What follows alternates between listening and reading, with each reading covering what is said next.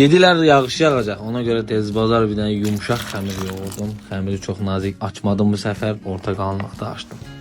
Xəmiri açandan sonra ya stəkanla ya bankanın qapağı ilə belə yumruğunu açırsınız, qıraqlarını belə götürürsünüz. Sonra təkrar bunu istifadə eləmək olar.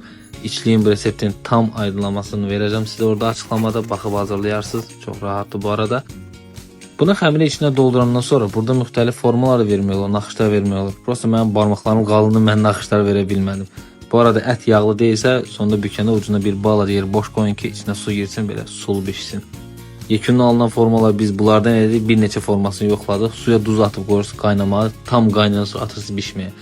Belə şişəcək, narahat olmayın. 15-20 dəqiqə bişəndən sonra belə kəfkirlə bunu götürürsünüz dumanın üstündə. Sonra üzərinə bir dənə ləzzətli kərə yağı gəzdirirsiniz. Çox super olur. Üzü qışa gedir, havalar soyuyacaq. Mütləq bunu hazırlamağı yaddan çıxarmayın. Yəqin nə demək istədiyimi başa düşdünüz. Nuş olsun.